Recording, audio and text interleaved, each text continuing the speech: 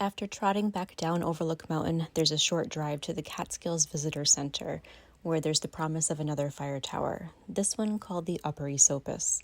It was added to the list of must-dos for the Adirondack Fire Tower Challenge in 2019, but many resources and maps do not have any information on it, so I went just hoping. Come to find out, there's no mountain to climb to get to this one. Can one be both disappointed and relieved at the same time?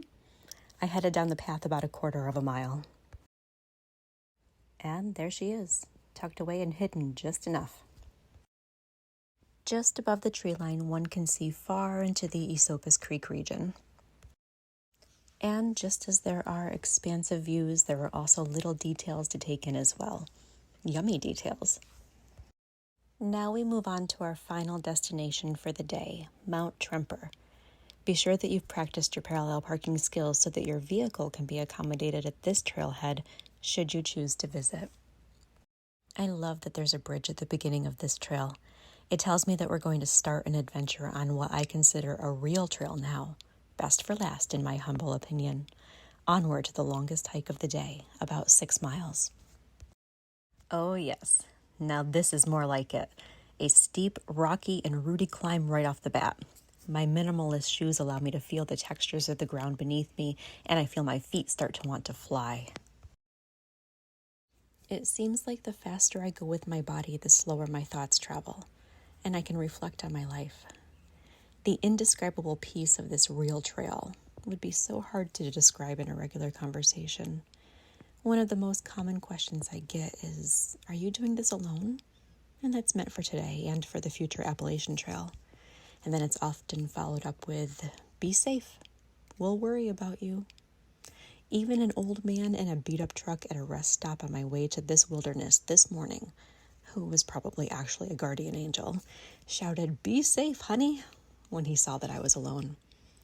I thanked him, and I feel a sharp pang in my heart and in my belly, for how could I ever explain that deep in the middle of a forest with my forehead against the ageless strength and grace of an enormous tree, with the deafening silence hugging me amidst the wind that tickles my skin, and the watchful eyes of critters, I feel safer than in any house or in any arms of lovers could ever provide me. But please, any lover of mine, take no offense. For if you know me, you know the parts of me that are wild, and you know the purpose of your arms is needed too. A sign catches my eye and pulls me back into the present moment. Less than a mile of upping left to go. I feel a new surge of energy knowing there will be a magnificent view soon.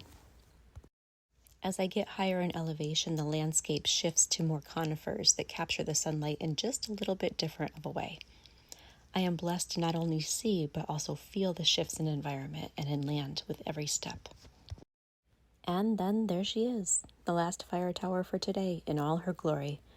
My legs are like jelly from the 3-mile sprint up the mountain, but I take the steps 2 at a time anyway because I cannot wait to see the view at the top. I realize I'm holding my breath as I turn a complete circle at the top, taking in this earth with awe and feeling lucky to hold the silence washing over me with reverence, with gratitude.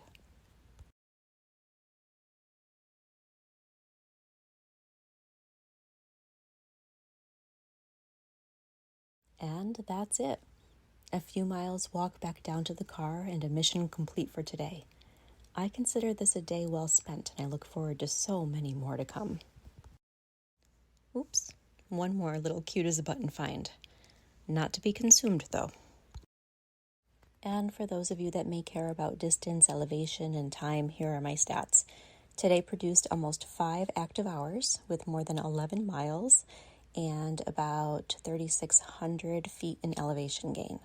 This does not include the drive time. Happy trails till next time.